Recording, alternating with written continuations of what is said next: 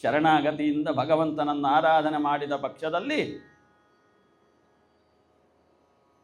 ಕಿಮಲಭ್ಯಂ ಭಗವತಿ ತಸ್ಮಿನ್ ಸ್ತುಷ್ಟೇ ಭಗವತಿ ಶ್ರೀನಿಕೇತನೆ. ಆ ಭಗವಂತ ಸಂತುಷ್ಟನಾದರೆ ಯಾವುದು ಸಿಕ್ಕಲಿಕ್ಕಿಲ್ಲ. ಭಗವಂತ ಸಂತುಷ್ಟನಾಗುವುದರಲ್ಲಿ ಇರುವುದು ನಮ್ಮ ಜೀವನದ ಶೈಲಿ. ಭಗವಂತ ಸಂತುಷ್ಟನಾದ ಅಂತಾದರೆ ಬೇಕಾದ್ದು ಸಿಗುವುದಿಲ್ವೋ.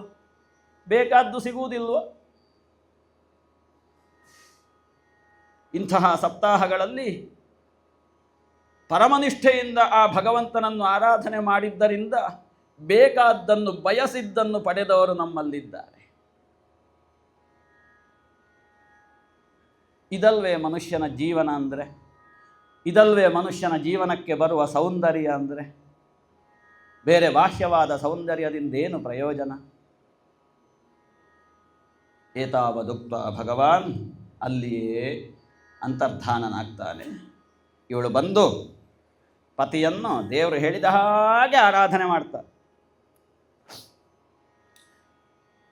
ತಪಸ್ಸಿನಲ್ಲಿದ್ದಂತಹ ಕಶ್ಯಪರಿಗೆ ಇದು ಗೊತ್ತಾಗ್ತದೆ, ದೇವರು ಹೀಗೀಗೆ ಹೇಳಿದ್ದಾನೆ ನನ್ನ ಹೆಂಡತಿಯಲ್ಲಿ ಅಂತ. ಹಾಗಾಗಿ ಅವಳನ್ನು ಹಾಗೆ ಸ್ವೀಕಾರ ಮಾಡ್ತಾನೆ ಕಶ್ಯಪ. ಆ ಕಾಲದಲ್ಲಿ ಸಮಾಧಿಸ್ಥರಾಗಿ ಅನೇಕ ಕಾಲದ ತಪಸ್ಸಿನಿಂದ ಹಿಂತಿರುಗಿ ಬಂದಂತಹ ಈ ಕಶ್ಯಪರು ಆಶ್ರಮದಲ್ಲಿದ್ದಾರೆ.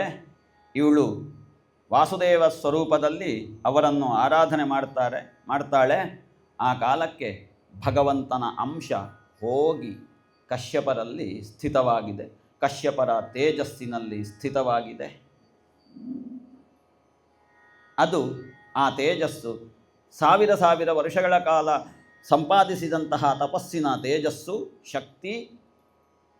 ಆ ತೇಜಸ್ಸನ್ನು ಅದಿತಿಯ ಗರ್ಭದಲ್ಲಿ ಆಧಾನ ಮಾಡ್ತಾರೆ. ಅದಿತೇರ್ಧಿಷ್ಠಿತಂ ಗರ್ಭಂ ಭಗವಂತಂ ಸನಾತನಂ. ಅದಿತಿಯ ಸ್ವರೂಪ ನೋಡಬೇಕಿತ್ತು. ಯಾರ ಹೊಟ್ಟೆಯಲ್ಲಿ ಗರ್ಭದಲ್ಲಿ ಭಗವಂತ ಪ್ರವೇಶ ಮಾಡ್ತಾನೆ ಅವರು ಕೇವಲ ಸ್ತ್ರೀಯರಾಗಿರುವುದಿಲ್ಲ, ದೇವತೆಗಳೇ ಆಗಿರ್ತಾರೆ. ಆ ದೇವಕಿ ಕೃಷ್ಣನನ್ನು ಹೊತ್ತ ಕಾಲಕ್ಕೆ ದೇವರೂಪಿಣಿ ಅಂತ ವ್ಯಾಸರು ಪ್ರಯೋಗ ಮಾಡ್ತಾರೆ. ದೇವರೂಪಿಣಿಯಾದರು. ಇವಳು ದೇವರೂಪಿಣಿಯಾಗಿದ್ದಾಳೆ ಅದಿತಿ ದೇವಿ. ಬ್ರಹ್ಮಾದಿ ದೇವತೆಗಳು ಬರ್ತಾರೆ. ಈ ಬ್ರಹ್ಮಾದಿ ದೇವತೆಗಳಿಗೊಂದು ಕುತೂಹಲ, ಭೂಲೋಕದಲ್ಲಿ ಹೇಗಿರ್ತಾನೆ ಈ ದೇವರು ಅಂತ. ಹಾಗಾಗಿ ಗರ್ಭಸ್ಥನಾಗಿರುವಂತಹ ದೇವರನ್ನು ನೋಡಲಿಕ್ಕೆ ಬರುವ ಕ್ರಮ. ಅಲ್ಲಿ ಕೃಷ್ಣನನ್ನು ಹೊತ್ತಂತಹ ಕಾಲಕ್ಕೆ ದೇವಕಿಯನ್ನು ನೋಡಿ ಮಾತಾಡಿಸಿ ಹೋಗೋಣ, ಕೃಷ್ಣನನ್ನು ಮಾತಾಡಿಸಿ ಹೋಗೋಣ, ಒಂದು ನಮಸ್ಕಾರ ಹಾಕಿ ಹೋಗೋಣ ಅಂತ ಅಲ್ಲಿಯೂ ಕೂಡ ಬರ್ತಾರೆ ಬ್ರಹ್ಮಾದಿ ದೇವತೆಗಳು. ಇಲ್ಲಿಯೂ ಕೂಡ ಬಂದಿದ್ದಾರೆ, ಸ್ತುತಿ ಮಾಡ್ತಾರೆ. ಒಂದು ಶುಭ್ರವಾದ ದಿನ, ಒಂದು ಶುಭವಾದ ದಿನ ಆಯ್ಕೆ ಮಾಡಿದ್ದಾನೆ ಭಗವಂತ ಪ್ರಕಟನಾಗುವುದಕ್ಕೆ. ಇದ್ದಕ್ಕಿದ್ದಾಗೆ ಕಶ್ಯಪರ ಆಶ್ರಮದಲ್ಲಿ ಚತುರ್ಭುಜಧಾರಿಯಾಗಿ ಶಂಖಚಕ್ರ ಗದೆಯನ್ನು ಸ್ವೀಕಾರ ಮಾಡಿಕೊಂಡು ಪೀತಾಂಬರಧಾರಿಯಾಗಿ ನಲಿನಾಯತೇಕ್ಷಣನಾಗಿ ಶ್ರೀವತ್ಸಾಂಕಿತ ವಕ್ಷಸನಾಗಿ ಕೌಸ್ತುಭಧಾರಿಯಾಗಿ ಅದಿತಿಯ ಎದುರಲ್ಲಿ ಪ್ರಕಟನಾದ. ಅಲ್ಲೊಂದು ಕಾಣುತ್ತದೆ, ದೇವಕಿ ವಸುದೇವರ ಎದುರು ಚತುರ್ಭುಜಧಾರಿಯಾಗಿ ಬಂದದ್ದು ಇಲ್ಲಿಯೂ ಕಾಣುತ್ತದೆ. ಇದ್ದಕ್ಕಿದ್ದಾಗೆ ಮೇಲಿನ ಲೋಕದಿಂದ ಪುಷ್ಪವೃಷ್ಟಿಯಾಗ್ತದೆ. ಆ ಕಾಲದಲ್ಲಿ ಭಾದ್ರಪದ ಮಾಸದ ಶುಕ್ಲ ಪಕ್ಷದ ದ್ವಾದಶಿ ಶ್ರವಣಾಯಾಮ್ ಶ್ರವಣದ್ವಾದಶ್ಯಾಂ ಮುಹೂರ್ತೆ ಅಭಿಜಿನ್ ಮುಹೂರ್ತ ಶ್ರವಣ ನಕ್ಷತ್ರ. ಆ ಕಾಲದಲ್ಲಿ ಭಗವಂತನ ವಿಶ್ವರೂಪದ ಅವತಾರ ವಾಮನಾವತಾರ ಆಗ್ತದೆ. ವಿಶ್ವರೂಪದ ಅವತಾರ. ಎಲ್ಲರೂ ಕೂಡ ಸಂತೋಷದಿಂದ ತಮ್ಮ ತಮ್ಮ ಸೇವೆಯನ್ನು ಸಮರ್ಪಣೆ ಮಾಡ್ತಾರೆ ಭಗವಂತನಿಗೆ.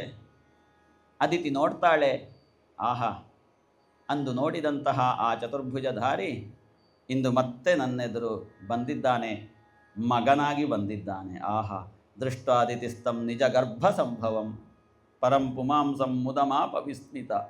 ಅದೆಷ್ಟು ಸಂತೋಷ ಆಗಿರ್ಬೋದು ಆ ಅದಿತಿಗೆ ಆ ಕಾಲಕ್ಕೆ. ಗೃಹೀತ ದೇಹಂ, ಅದು ಆಶ್ಚರ್ಯ. ದೇಹಧಾರಿಯಾಗಿ ಇಲ್ಲದೆ ಇರುವಂತಹ ಭಗವಂತ ಇವತ್ತು ದೇಹಧಾರಿಯಾಗಿ ನನ್ನ ಮುಂದೆ ಬಂದು ನಿಂತಿದ್ದಾನಲ್ವ. ಅದು ಎಲ್ಲ ಈ ಆಯುಧಗಳನ್ನು ಧರಿಸಿ ಪೀತಾಂಬರವನ್ನು ಧರಿಸಿ ಯಾವ ಮೂಲ ಸ್ವರೂಪ ವಾಸುದೇವ ತತ್ವ ಉಂಟು ಆ ಸ್ವರೂಪವನ್ನೇ ಇಲ್ಲಿ ನೋಡ್ತಾ ಇದ್ದಾಳೆ. ಹಾಗೆ ಇವಳು ಮನಸ್ಸಿನಲ್ಲಿ ನೆನೆಸುತ್ತಾ ಇದ್ದ ಹಾಗೆ ವಾಮನ ವಟು ಅದು ಹೋಗುವ ಕ್ರಮ ಅದು. ಇದ್ದಕ್ಕಿದ್ದಾಗೆ ಮಾಯ ಆಯಿತು, ವಿಶ್ವರೂಪ ಮಾಯಾಗಿ ಬಭೂವ ತೇನೈವ ಸ ವಾಮನೋ ವಟುಹು. ಛ ನೋಡು ಎಷ್ಟು ಚೆಂದ ಆ ಮಗು, ಒಂದು ಸಲ ಎತ್ತಿಕೊಳ್ಳಬೇಕು ಅಂತ ಮುದ್ದಾಡಬೇಕು.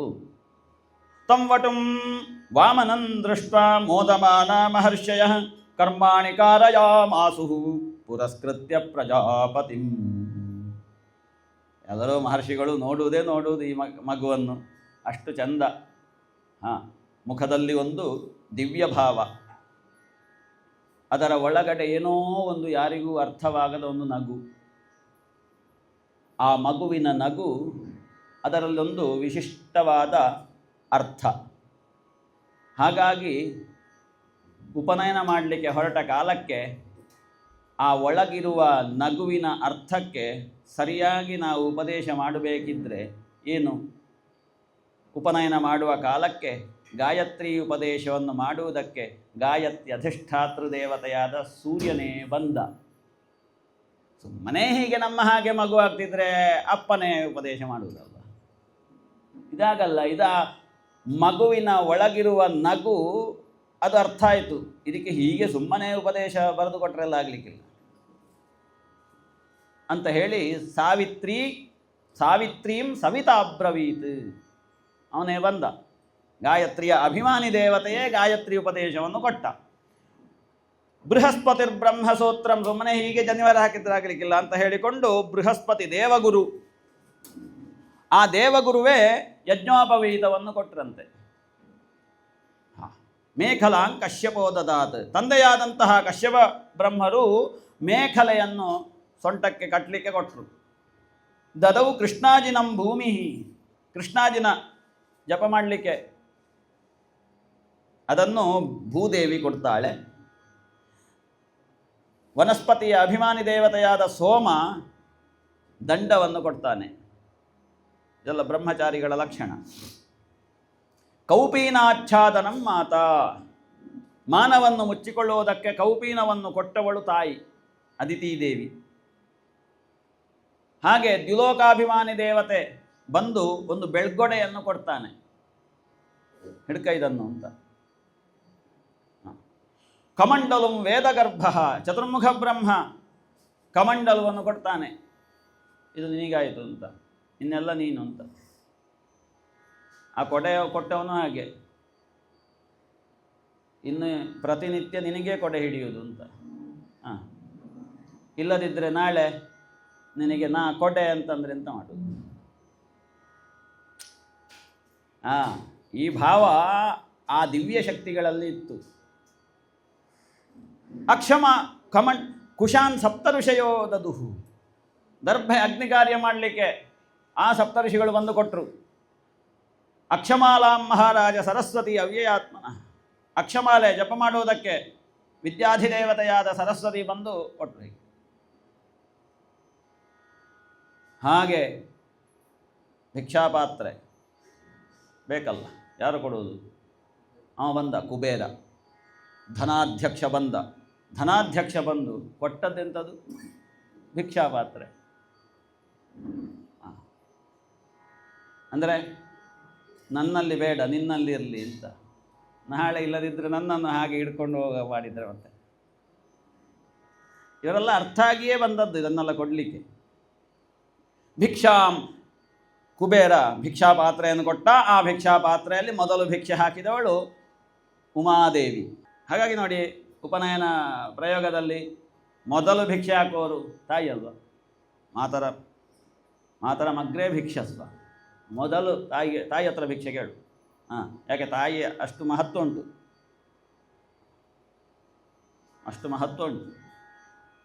ಮೊದಲ ಭಿಕ್ಷೆ ಅವಳು ಕೊಡ್ತಾಳೆ. ಹಾಗೆ ಎಲ್ಲ ಆಯಿತು, ಉಪನಯನ ಎಲ್ಲ ಮುಗಿಯಿತು. ಏನು ನೋಟ ಆ ವಾಮನಂದು. ಎಲ್ಲ ಅಗ್ನಿ ಕಾರ್ಯ ಆಯಿತು. ವ್ರತೋಪಕ್ರಮ ಹೋಮ ಆಯಿತು, ವ್ರತ ವಿಸರ್ಜನೆ ಹೋಮ ಆಯಿತು. ಅಷ್ಟೊತ್ತಿಗೆ ಅವನಿಗೆ ಸುದ್ದಿ ಬಂತು, ಅಲ್ಲಿ ಯಾರೋ ಹೇಳಿದ್ರು, ಅಲ್ಲ ಇನ್ನು ಅವನ ಅಂತರಂಗಕ್ಕೆ ಗೊತ್ತಾಯಿತೋ. ಯಾರು ಯಾಕೆ ಹೇಳೋದು, ಎಲ್ಲವೂ ಅವನೇ ಆಗಿರುವಾಗ ಮುಂದಿನ ಕಾರ್ಯಕ್ರಮ ಏನು ಅಂತ ಅವನಿಗೆ ಗೊತ್ತು. ಉಪನಯನ ಆದಾಗ ಎಲ್ಲಿಗೆ ಹೋಗುವುದು ಅಂತ. ಹಾಗಾಗಿ ಮುಂದಿನ ಕಾರ್ಯಕ್ರಮಕ್ಕೆ ಸಿದ್ಧ ಆದ. ಏನಂತೆ, ಶ್ರುತ್ವಾಶ್ವಮೇಧೈರ್ಯ ಯಜಮಾನ ಮೂರ್ಜಿತಂ. ಅಲ್ಲಿ ಒಂದು ನರ್ಮದಾ ತೀರದಲ್ಲಿ ಭೃಗುಕಚ್ಛ ಹೇಳುವಂತಹ ಪ್ರದೇಶದಲ್ಲಿ ಬಲಿ ಅಶ್ವಮೇಧ ಯಾಗವನ್ನು ಮಾಡಿ ಸರ್ವ ದಾನವನ್ನು ಮಾಡ್ತಾ ಇದ್ದಾನೆ. ಇನ್ನೀಗ ಅವನನ್ನು ಅನುಗ್ರಹಿಸಬೇಕು. ಬಂದದ್ದೇ ಅದು, ಅವನ ಉದ್ದೇಶ ಸಫಲ ಆಗಬೇಕು. ಹಾಗಾಗಿ ಅವನನ್ನೊಂದು ಸಲ ಕಂಡು ಅವನಿಗೆ ಬೇಕಾದ್ದನ್ನು ಕೊಡಬೇಕು ಅಂತ ಸಂಕಲ್ಪ ಮಾಡಿ ಅಲ್ಲಿಂದ ಹೊರಟ. ಏನು, ನೇರವಾಗಿ ದಂಡ ಕಮಂಡಲುಗಳನ್ನು ಹಿಡಿದು, ಛತ್ರವನ್ನು ಹಿಡಿದು, ಪಾದುಕೆಯನ್ನು ಧರಿಸಿ ಹೋದ ಕಾಲಕ್ಕೆ ಯಜ್ಞಶಾಲೆಯನ್ನು ಪ್ರವೇಶ ಮಾಡ್ತಾನೆ. ಆವಾಗ ಅಲ್ಲಿದ್ದ ಪುರೋಹಿತರ ಸರ್ವ ತೇಜಸ್ಸು ಕೂಡ ಹೀನವಾಗಿ ಹೋಯಿತು. ತೇಜೋಹೀನರಾದರೂ ಶುಕ್ರಾಚಾರ್ಯರೇ ಮೊದಲಾದವರು.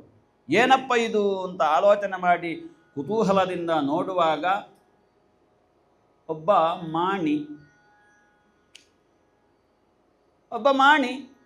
ಯಜ್ಞಶಾಲೆಯಲ್ಲಿ. ಈ ಮಾಣಿಗೆ ಇಷ್ಟು ಶಕ್ತಿ ಉಂಟು, ಇಷ್ಟು ತೇಜಸ್ಸುಂಟು ಅಂತಾದರೆ ಇವ ಏನೋ ಒಂದು ವಿಶಿಷ್ಟ ಇರಬೇಕು. ಜಟಿಲಂ ವಾಮನಂ ವಿಪ್ರಂ ಮಾಯಾಮಾಣವಕಂ ಹರಿಂ. ಯಾರೆಲ್ಲ ಏರುವುದಕ್ಕೆ ಹೊರಟಿದ್ದಾರೆ, ಯಾರೆಲ್ಲ ಏರುವುದರ ಮೂಲಕವಾಗಿ ತಮ್ಮ ಜೀವನದ ಆತ್ಯಂತಿಕವಾದಂತಹ ಶ್ರೇಯಸ್ಸನ್ನು ಬಯಸಿದ್ದಾರೆ, ಅಂಥವರ ಜೀವನದಲ್ಲಿ, ಅಂಥವರ ಶರೀರದಲ್ಲಿ ಯಾವುದೆಲ್ಲ ಕೊಳಚೆ ಉಂಟು, ಯಾವುದೆಲ್ಲ ಬೇಡದೇ ಇದ್ದದ್ದನ್ನುಂಟು, ಅದನ್ನೆಲ್ಲ ವಮಿಸುವುದಕ್ಕೆ ಬೇಕಾಗಿ ಇವ ಬಂದಿದ್ದಾನೆ ವಾಮನ. ಈಗ ಬಲಿ ಏರುವುದಕ್ಕೆ ಹೊರಟಿದ್ದಾನೆ. ಅವನಿಗೆ ತಡೆಯಾಗಿರುವಂತಹ, ಅವನಿಗೆ ಪ್ರತಿಬಂಧಕವಾಗಿರುವಂತಹ ಯಾವುದೆಲ್ಲ ಕಶ್ಮಲಗಳುಂಟು ಅದನ್ನು ವಮಿಸಬೇಕು. ಅಂದರೆ ಸ್ವಲ್ಪ ಅವನಿಗೆ ದುರಭಿಮಾನ ಇತ್ತು ಬಲಿ ಚಕ್ರವರ್ತಿಗೆ. ನಾನು ಬೇಕಾದಷ್ಟು ದಾನ ಮಾಡುವವನು, ನನ್ನಲ್ಲಿ ಬೇಕಾದಷ್ಟು ಉಂಟು, ಈ ಕೊಳಚೆಯನ್ನು, ಈ ಕಶ್ಮಲವನ್ನು ವಮಿಸಬೇಕಿತ್ತು, ವಾಂತಿ ಮಾಡಿಸಬೇಕಿತ್ತು. ಅದಕ್ಕೆ ಬೇಕಾಗಿ ವಾಮನನಾಗಿ ಬಂದವನು. ಅಲ್ಲಿ ಕೆಲವರಿಗೆ ಗೊತ್ತಾಯಿತು, ಮಾತಾಡ್ಲಿಕ್ಕೆ ಗೊತ್ತುಂಟಾ, ರಹಸ್ಯ ಅಲ್ವಾ. ಆದರೂ ಕೂಡ ತೇಜೋಹೀನರಾದ ಕಾಲಕ್ಕೆ ಏನು ಅಂತ ಆಲೋಚನೆ ಮಾಡುವಾಗ ಸ್ಪಷ್ಟವಾಗಿ ಅರ್ಥ ಆಗ್ತದೆ, ಇದು ಬಂದದ್ದಿವನೇ ಅಂತ. ಎಲ್ಲರೂ ಎದ್ದು ನಿಂತು ಗೌರವಿಸ್ತಾರೆ. ಗೌರವಿಸಿದ ಆ ಕಾಲಕ್ಕೆ ಯಜಮಾನನಿಗೂ ಬಲಿಚಕ್ರವರ್ತಿ ಗೊತ್ತಾಗ್ತದೆ, ಇವೊಬ್ಬ ಮಹಾಬ್ರಾಹ್ಮಣ ಬಂದಿದ್ದಾನೆ ಇಲ್ಲಿಗೆ ಅಂತ. ಸ್ವಾಗತೇನಾಭಿನಂದ್ಯಾಥ ಪಾದೌ ಭಗವತೋ ಬಲಿಹಿ. ಬಲಿಚಕ್ರವರ್ತಿ ಅತ್ಯಂತ ಶ್ರೇಷ್ಠನಾದಂತಹ ಒಬ್ಬ ಚಕ್ರವರ್ತಿ. ಹಿನ್ನೆಲೆ ಏನು? ವಿರೋಚನನ ಮಗ, ಪ್ರಹ್ಲಾದರಾಯರ ಮೊಮ್ಮಗ. ಏನು ಸಾಮಾನ್ಯರವರೆಲ್ಲ. ಅಂತಹ ಪರಮಭಕ್ತಿಯುಳ್ಳಂತಹ ಪ್ರಹ್ಲಾದನ ಮೊಮ್ಮಗನಾಗಿ ಬಂದಂತಹ ಒಬ್ಬ ಮಹಾಶಕ್ತಿ ಬಲಿ. ಯಾವ ಬಲ? ಆಂತರಂಗಿಕವಾದಂತಹ ಎಲ್ಲ ಬಲವು ಅವನಲ್ಲಿದ್ದ ಕಾರಣ ಅವ ಬಲಿ. ಬಾಹ್ಯ ಬಲ ಎಂಥದ್ದು ಇಲ್ಲ, ಆಂತರಂಗಿಕ ಬಲ. ಅದುವೇ ದೇವಲೋಕದ ಎಲ್ಲವನ್ನೂ ಕ್ಷೀಣಗೊಳಿಸಿತು. ಅರ್ಥ ಮಾಡಿಕೊಳ್ಳಿ, ಇವನಿಗೆ ದೇವಲೋಕದ ಸಂಪತ್ತೆಂತಕ್ಕೆ? ದೇವಲೋಕದ ತೇಜಸ್ಸನ್ನು ಒಬ್ಬ ಬಲಿ ಚಕ್ರವರ್ತಿ ಕ್ಷೀಣಿಸ್ತಾನೆ ಅಂತಾದರೆ ಇವನ ಬಲ ಯಾವ ಥರದ್ದು? ಇದು ಅಂತರಂಗದ ಬಲ, ಇದು ವಾಸುದೇವನ ಬಲ, ಅದುವೇ ಬಲಿ. ಆ ಹಿನ್ನೆಲೆಯಲ್ಲಿ ಬಂದ ಕಾರಣ ರಕ್ತ ಅದುವೇ ಅಲ್ವಾ. ನಿಮ್ಮ ಹಿನ್ನೆಲೆ ಹೀಗಿದ್ದ ಕಾರಣ ಇಂತಹ ಕಾರ್ಯ ಆಗ್ತದೆ. ಇಲ್ಲದಿದ್ದರೆ ಸಾಧ್ಯವ? ವಾಂತಿ ಮಾಡಿಸುವುದಕ್ಕೆ ವಾಮನನಿಗೆ ಸ್ವಲ್ಪ ಕೆಲಸ ಉಂಟು, ಇದು ಸ್ವಲ್ಪ ಉಂಟು ನೋಡಿ. ಅವನ ವಿಶ್ವಜಿತ್, ಅದಕ್ಕೆ ಸ್ವಲ್ಪ ಇದು ಪ್ರತಿಬಂಧಕವಾಗಿದೆ. ಏನು ಬೇಕಾದರೂ ಕೇಳು, ಕೊಡ್ತೇನೆ ಅಂತ ಈ ಭಾವ ಹೋಗಬೇಕು. ಆಢ್ಯೋಭಿ ಜನವಾನಸ್ತಿ ಕೋನ್ಯೋಸ್ತಿ ಸದೃಶೋಮಯ.